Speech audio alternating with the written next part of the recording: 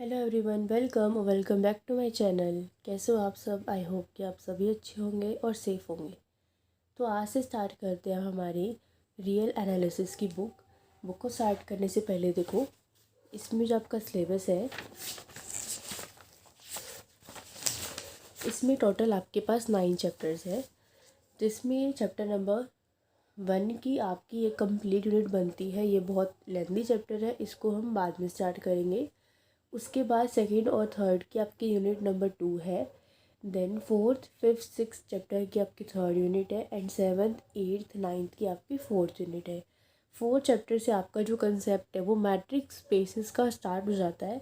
उसके बाद सारे चैप्टर्स इस पर ही डिपेंड करते हैं। तो ये वाला सिलेबस अलग है और यहाँ से आपका फोर्थ चैप्टर बेसिक है। फोर्थ चैप्टर आएगा तो आगे वाले चैप्टर्स आपको आएंगे। वो चैप्टर बिल्कुल छोटा सा है, एक एक्सरसाइज है, तो मैं आपको आपका सिलेबस यहीं से स्टार्ट करवा रही हूँ। ठीक है, यहाँ से हम अपना सिलेबस स्टार्ट करेंगे। चैप्टर नंबर 4 आज हम बिल्कुल बेसिक करेंगे। मैट्रिक क्या होता है, मैट्रिक स्पेस क्या होता है, एक एग्जाम्पल की हेल्प से मैं आपको समझाऊंगी। ज़्यादा मैं नहीं करवा पाऊँगी इस वीडियो में, ठीक है। और थोड़ी सी मेरी वॉइस अगर आपको कम आ रही तो उसके लिए रियली वेरी सॉरी। इसे तेज़ मुझसे नहीं बोला जा रहा क्योंकि मेरी तबीयत ठीक नहीं है, ठीक है। सो प्लीज़ थोड़ा सा कोऑपरेट करना। स्टार्ट करते हैं चैप्टर। बिल्कुल देखो, ये बेसिक है, अगर आप इसको ध्यान से समझोगे तो कुछ दिक्कत नहीं आएगी। सिर्फ एक कंसेप्ट है, 4 उसमें प्रॉपर्टीज़ हैं, वही आपने समझना है एंड देन उसके बेस पे आपके क्वेश्चंस इजीली हो जाएंगे। देखिए क्या है, चैप्टर नंबर 4, मैट्रिक स्पेसेस। ठीक है जी। क्या है मैट्रिक स्पेस की डेफिनेशन आपकी बुक में दे रखी है। Let X be a non empty set. सबसे पहले क्या होना चाहिए, एक्स एक नॉन एम्प्टी सेट होना चाहिए। आपको पता है कि नॉन एम्प्टी का मतलब क्या है, कि उसके अंदर एलिमेंट्स होने चाहिए, वो खाली नहीं होना चाहिए। अगर ऐसा है, let X be a non empty set, then a matrix और a distance function on X is a real function. Then ये जो डी है, इसको आप डिस्टेंस फंक्शन भी कह सकते हो और क्या कह सकते हो, मैट्रिक कह सकते हो। इज़ अ रियल फंक्शन, इसको डिफाइन कैसे करते हैं, डी जो है वो फंक्शन है किसका, एक्स क्रॉस एक्स का। ये ध्यान रखना, ये कैपिटल एक्स क्या है आपका, ये नॉन एम्प्टी सेट, और ये बीच में क्या है, मल्टीप्लिकेशन वाला cross. X cross X belonging to R, R यहाँ पे क्या है, सेट ऑफ रियल नंबर्स, जिसको हम रियल्स लिख देते हैं। अगर ऐसा है, एक्स एक नॉन एम्प्टी सेट है, तो डी को, डी जो आपका मैट्रिक है वो ये फंक्शन ऐसे डिफाइन है। इसको हम कब कहेंगे कि ये डी एक्स पर मैट्रिक है, कब, when this satisfy all the satisfy all the given postulates और यू कैन से एक्सियम्स। अगर एक्स एक नॉन एम्प्टी सेट है तो मैट्रिक डी को रियल फंक्शन एक्स पे मैट्रिक कब कहेंगे, जब वो 4 प्रॉपर्टी सेटिस्फाई करता हो। 4 प्रॉपर्टीज़ क्या है वो देखो, अगर एक बार में नहीं समझ में आ रहा तो कंफ्यूज मत होना, अच्छे से समझ में आ जाएगा। एक बार पूरा कंसेप्ट होने दो। देखो, फर्स्ट पोस्टुलेट आपका ये कहता है कि अगर आप डी ऑफ एक्स वाई करो और वो बड़ा आए या फिर ज़ीरो के इक्वल आए, इसका मतलब आपने एक्स वाई का क्या किया, डी लिया। डी मतलब यहाँ पे क्या है, डिस्टेंस फंक्शन। एक्स वाई का जो डिस्टेंस है, अब आपको पता भी होगा कि किसी भी दो पॉइंट्स के बीच का डिस्टेंस कभी भी नेगेटिव नहीं होता। डिस्टेंस हमेशा क्या होता है, पॉजिटिव होता है। तो डिस्टेंस ज़ीरो तो हो सकता है ना, आप जिस पॉइंट पे खड़े हो उस पॉइंट से उस पॉइंट का ही डिस्टेंस अगर आप निकाल रहे हो तो वो क्या होगा, तो ज़ीरो हो जाएगा। अगर यहाँ पे आपका एक्स है और यहाँ पे आपका वाई है, एक्स और वाई के बीच का डिस्टेंस हमेशा क्या होगा, ज़ीरो से बड़ा होगा, नेगेटिव तो नहीं होगा। और ये आपका पॉइंट है और इस पॉइंट से इस पॉइंट का डिस्टेंस क्या होगा, हमेशा ज़ीरो होगा। जिस पॉइंट पे खड़े हो आपने कुछ मूवमेंट ही नहीं करी, कुछ मूव ही नहीं किया, तो डिस्टेंस तो ज़ीरो रहेगा ना। तो इसका मतलब क्या है कि किन्हीं भी दो पॉइंट्स के बीच का डिस्टेंस या तो ज़ीरो होगा या फिर ज़ीरो से बड़ा होगा। क्लियर है। और ये किसके लिए है, फॉर ऑल एक्स वाई, कहाँ से बिलोंग कर रहे हैं, कैपिटल एक्स। इसको किस नाम से बोलते हैं हम, नॉन नेगेटिविटी। क्या बोलते हैं, नॉन नेगेटिविटी, कि ये नेगेटिव नहीं हो सकता किसी भी हाल में, पॉजिटिव होगा या फिर ज़ीरो होगा। समझ में आ गया किन्हीं भी दो नंबर का डिस्टेंस 0 से बड़ा होगा। इस तरह आप इसको लर्न कर सकते हो। देन दूसरे एक्सियम, दूसरा पोस्टुलेट क्या कहता है कि अगर D of X Y equal है 0 के, अगर D of X Y equal है 0 के, तो इसका मतलब क्या है कि एक्स और वाई को तो इक्वल होना ही पड़ेगा। देखो कैसे, देखो मैंने क्या कहा कि किन्हीं भी दो पॉइंट के बीच का डिस्टेंस अगर 0 है, किन्हीं भी दो पॉइंट के बीच का अगर डिस्टेंस 0 है, तो इसका मतलब क्या है कि ये दोनों पॉइंट अलग अलग ना होकर एक ही जगह पर है। यही तो होता है, किन्हीं भी दो पॉइंट्स का डिस्टेंस कब 0 होगा, जब वो दोनों पॉइंट्स एक होंगे। तो इसका मतलब क्या है कि अगर डी ऑफ एक्स वाई 0 के इक्वल है तो ज़रूर एक्स और वाई इक्वल होगा। इसको हम बोलते हैं, इसका नाम क्या होता है, आइडेंटिटी ऑफ पॉइंट्स। क्या होता है, आइडेंटिटी ऑफ पॉइंट्स। क्लियर है। देन थर्ड आती है सिमेट्रिक। सिमेट्रिक का मतलब कि आप डी ऑफ एक्स वाई निकाल लो या फिर डी ऑफ वाई एक्स निकाल लो, वो सेम ही रहेगा for all X Y belonging to X. इसका नाम क्या है, सिमेट्री। आपको पता ही है कि ये अगर x है, ये अगर y है, x से y का डिस्टेंस निकालो या y से x का डिस्टेंस निकालो। ये कहो कि दिल्ली जीन से इतनी दूरी पर है या फिर जीन दिल्ली से इतनी दूरी पर है, वो डिस्टेंस तो सेम रहेगा ना। ऐसा तो नहीं है कि वो डिस्टेंस कम ज़्यादा होएगा, नहीं ना। तो a से b का डिस्टेंस निकालो या b से a का डिस्टेंस निकालो, वो सेम ही रहेगा। It means it satisfy the symmetry property. Then fourth one is which is important one, वो क्या है कि डी, ये थोड़ा सा समझने का पॉइंट है बस, बाकी तो सिंपल थे कि एक्स और वाई के बीच का डिस्टेंस हमेशा क्या होगा, छोटा होगा। किससे, एक्स और जेड के डिस्टेंस से प्लस जेड और वाई के डिस्टेंस से। देखो कैसे, अभी बताती हूँ। For all X Y Z belonging to capital Z, और इसको बोला जाता है ट्रायंगल इनइक्वालिटी। देखिए, ये देखो, ये आपके पास x है, ये आपके पास y है, ठीक है। x और y का डिस्टेंस कह रहे हैं हमेशा छोटा होगा। किससे, x और z के डिस्टेंस और z और y के डिस्टेंस को अगर हम ऐड कर दें तो ये x y है। मैंने बीच में इसमें कोई नंबर ले लिया z, तो एक तो x y का डिस्टेंस तो है ये, x z का डिस्टेंस है ये, z y का डिस्टेंस है ये। तो आप ऐसा लिख सकते हो ना कि x z plus Z Y किसके इक्वल होगा, एक्स वाई के इक्वल। इन दोनों को ऐड करके ही तो एक्स वाई बना है ना। तो इसका मतलब इन दोनों के बीच का डिस्टेंस प्लस इन दोनों के बीच का डिस्टेंस किसके इक्वल होगा, एक्स और वाई के बीच के डिस्टेंस के इक्वल। ये तो केस हो गया इक्वल वाला, इक्वल की प्रॉपर्टी तो ये ऐसे सेटिस्फाई करेगा। बट ये लेस देन भी हो सकता है। कैसे, देखिए, अगर ये पॉइंट एक्स है, ये पॉइंट वाई है, और अब ये पॉइंट जेड हो गया। ज़रूरी थोड़ा है कि सेम लाइन पर हो, अलग अलग भी तो हो सकते हैं। अब ये मान लो ऐसे हो गया, तो x से z और z से y, तो ये डिस्टेंस तो ऑब्वियसली ज़्यादा हो गया और x y तो कम हो गया। ये आपकी ट्रायंगल इनइक्वालिटी होती भी थी कि ट्रायंगल में एक साइड का सम जो होता है वो दोनों साइड के सम से बड़ा होता है, होती है ना ये आपकी प्रॉपर्टी।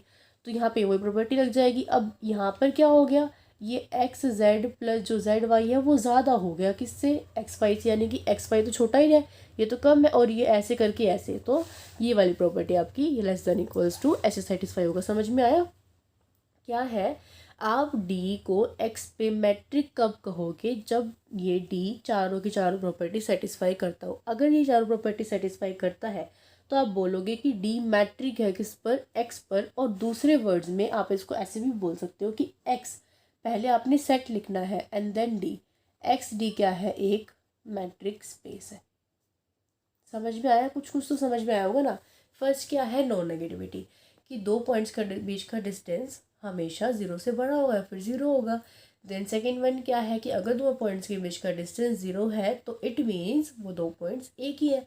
देन थर्ड वन क्या है, सिमेट्रिक, कि एक्स वाई निकालो या वाई एक्स निकालो, it means the same. Then fourth one क्या है कि अगर आप एक्स वाई के बीच में कोई अपनी मर्जी से जेड पॉइंट ले लो तो एक्स वाई जो है वो लेस हो जाएगा, फिर इक्वल होगा किससे, X Z plus Z Y से। अभी जो डी है ये डिस्टेंस फंक्शन है, ये तो मैं आपको समझाने के लिए बताया, ये है भी, बट ज़रूरी नहीं है कि हर क्वेश्चन में डिस्टेंस फंक्शन की तरह ही यूज़ हो, ठीक है ना। ये तो चीज़ आपको समझनी है, ये कंसेप्ट है, बुक में भी यही है, बट क्वेश्चन में ज़रूरी नहीं है कि अगर डी लिखा है तो भाई ये डिस्टेंस ही है, नहीं, वो डिपेंड करता है क्वेश्चन पे। थोड़ा थोड़ा क्लियर हुआ। उसके बाद और इसमें समझाने का है, elements of X are called the points of metrics space. हाँ, ये जो एक्स है ना, इसके एलिमेंट्स को हम क्या बोलते हैं, पॉइंट्स ऑफ मैट्रिक्स स्पेस। बस ये ध्यान रखना, जो एक्स आपने सेट लिया है इसके एलिमेंट्स को बोला जाता है points of metrics space, matrix space के पॉइंट्स। ठीक है जी, ये तो था आपका बेसिक सा कंसेप्ट छोटा सा। अब एक एग्जांपल की हेल्प से देखो कि हमने जो समझा उसका हमें यूज़ कैसे करना है, देन बाकी की चीज़ें मैं आपको फिर करवाऊंगी। देखिए, आपको दिया हुआ आपकी बुक में सेकेंड एग्जाम्पल है, ये करवा रही हूँ पहले मैं।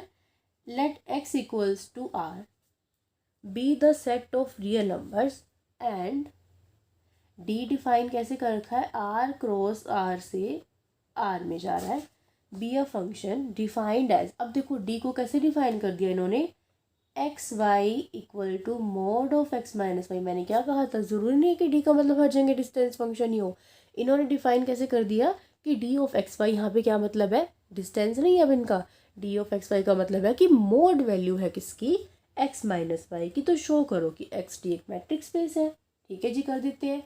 सबसे पहली प्रॉपर्टी क्या पड़ी थी कि डी ऑफ एक्स वाई क्या होना चाहिए, less than equals to zero होना चाहिए। ये हमें प्रूफ करना है, मैं आपको बता रही हूँ, ये हमें प्रूफ करना है। यहाँ देखो इस क्वेश्चन में डी ऑफ एक्स वाई किसके इक्वल गिवन है, mod of X minus Y के। मॉड के अंदर तो नेगेटिव वैल्यू भी लोगे तो वो भी पॉजिटिव हो जाएगी, तो मॉड वैल्यू के अंदर तो नेगेटिव वैल्यू भी पॉजिटिव, ये तो आ गया ज़ीरो वाला, ज़ीरो से बड़ा। मॉड के अंदर नेगेटिव वैल्यू भी पॉजिटिव हो जाती है, तो पॉजिटिव मतलब ज़ीरो से बड़ी। और एक्स माइनस वाई ज़ीरो भी तो हो सकता है, किसी का मॉड ज़ीरो कब होगा, जब वो खुद ज़ीरो होगा। ये वैल्यू देखो, ये मॉड के अंदर वैल्यू हो सकता है कि ज़ीरो, और या फिर कोई पॉजिटिव नंबर हो, क्योंकि मॉड का मतलब ही क्या होता है, नेगेटिव वैल्यू को पॉजिटिव कर देना। तो अगर ये पॉजिटिव है तो ये चीज़ क्लियर हो गई। लेकिन हो सकता है कि ये ज़ीरो हो, अगर ये ज़ीरो है तो इसका मतलब एक्स इक्वल्स टू वाई हो जाएगा। समझ में आया, नहीं आया आपको। कोई भी मॉड फंक्शन होगा तो उसकी वैल्यू तो हमेशा ज़ीरो हो सकती है, फिर ज़ीरो से बड़ी हो सकती है। तो यहाँ पे तो सीधा सीधा सेटिस्फाई हो गया कि नहीं हो गया, कि डी ऑफ एक्स वाई जो है वो बड़ा होगा या फिर इक्वल होगा किससे, ज़ीरो से। साथ साथ हमने यहाँ पे दूसरी प्रॉपर्टी भी कर ली। देखो दूसरी प्रॉपर्टी क्या थी कि डी ऑफ एक्स वाई अगर ज़ीरो के इक्वल है तो इससे क्या इम्प्लाइज होता है कि एक्स और वाई इक्वल है। यहाँ पे देखो डी ऑफ एक्स वाई की वैल्यू कितनी दे रखी है, mod of X minus Y. Mod of X minus Y किसके इक्वल है, हमें ये प्रूव करना है ना। तो ये कब पॉसिबल है, मॉड वैल्यू ज़ीरो के इक्वल कब पॉसिबल है, जब अंदर वाली टर्म ज़ीरो के इक्वल हो। अंदर है क्या, एक्स माइनस वाई, इसका मतलब क्या है कि एक्स इक्वल टू वाई। यानी कि अगर D of X Y equal to zero है तो पक्का एक्स इक्वल टू वाई ही होगा। ये चीज़ हमें प्रूव करनी थी और हमने प्रूव करके दिखा दी, किसकी हेल्प से, जो हमें चीज़ गिवन है। ऐसे आपने इन क्वेश्चन को करना है बस। थर्ड क्या कहती है, सिमेट्रिक, कि डी ऑफ एक्स वाई निकालो या डी ऑफ वाई एक्स निकालो, सेम आएगा। हमें क्या गिवन है, हमें ये चीज़ गिवन है। अगर मैं इसमें से माइनस कॉमन ले लूँ, ठीक है, तो अंदर ये क्या बन जाएगा, वाई माइनस एक्स बन जाएगा। और नेगेटिव टर्म का मॉड भी क्या होता है, पॉजिटिव होता है, यानी कि इसके अंदर क्या आ जाएगा, वाई माइनस एक्स आ जाएगा। अब क्वेश्चन में आपको एक्स माइनस वाई के मोड को क्या दे रखा है, D of X Y. Question वालों, बुक वालों ने डिफाइन करके दे रखा है ना कि डी ऑफ एक्स वाई का मतलब क्या है, mod of X minus Y. तो mod of Y minus X का क्या मतलब हो जाएगा इसके according, D of Y X. तो डी ऑफ एक्स वाई किसके इक्वल आ गया, डी ऑफ वाई एक्स के इक्वल। सिमेट्रिक प्रॉपर्टी भी इसने सेटिस्फाई कर दी। समझ आया। अब आ जाओ फोर्थ पर। फोर्थ में क्या था, हमें एक पॉइंट लेना था ना जेड अपनी मर्जी से। तो देखिए यहाँ पे क्या है, D of X Y mod of X minus Y की इक्वल है। अब क्या करो, अपनी मर्जी से आपने जेड लेना है तो जेड इसमें से सब्ट्रैक्ट कर दो और जेड इसके अंदर ऐड कर दो। जेड इसके अंदर से सब्ट्रैक्ट कर दिया मैंने और जेड इसके अंदर ऐड कर दिया। अब हम एक प्रॉपर्टी पढ़ा करते थे कि mod of A plus B less than equals to होता है mod of A plus mod of B, हमें पता ही है। अब वो यहाँ पे अप्लाई कर दो, इसको ए मान लो और इसको बी मान लो, ठीक है। तो ये क्या हो जाएगा, less than equals to mod of ये पूरा ए और ये पूरा बी, ठीक है। क्वेश्चन में एक्स माइनस वाई की मॉड को क्या दे रखा है, डी ऑफ एक्स वाई। तो इसके according mod of X minus Z क्या हो जाएगा, D of X Z plus mod of z minus Y क्या हो जाएगा, डी ऑफ जेड वाई। यहाँ पे क्या चल रहा था, लेस देन इक्वल्स टू, हम सॉल्व किसको कर रहे थे, डी ऑफ एक्स वाई को। तो देखना ज़रा ध्यान से, D of X Y less than equals to D of X Z plus D of Z Y आ गया। हमारी फोर्थ प्रॉपर्टी क्या थी, ये तो थी, तो ये यहाँ पे ये भी सेटिस्फाई होगी। तो इसने डी ने चारों की चारों प्रॉपर्टीज़ यहाँ पे सेटिस्फाई कर दी। और यहाँ पे जो फंक्शन था वो क्या था, आर था, वहाँ पे एक्स था, यहाँ पे आर था। तो हम क्या लिखेंगे कि यहाँ पे जो आर दी है वो क्या है, एक मैट्रिक स्पेस, कुछ भी नहीं है। सारे के सारे क्वेश्चन मैट्रिक स्पेस वाले जो टॉपिक है ना, 6 एग्जाम्पल जो आपकी बुक में है, वो सारे इस तरह से होएंगे। उसके बाद तो बाउंडेड स्पेस, बाउंडेड सीक्वेंस, मतलब अलग टॉपिक स्टार्ट हो जाते हैं। बट उससे पहले 6 एग्जाम्पल बिल्कुल सारे के सारे ऐसे होंगे, हम करेंगे।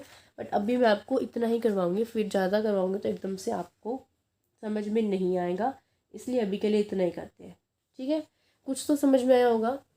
दोबारा अपने आप करोगे जब आपको चीज़ें और क्लियर हो जाएंगी। फिर भी कोई चीज़ ना समझ में आई हो तो आप मुझसे कमेंट सेक्शन में कमेंट करके पूछ लेना।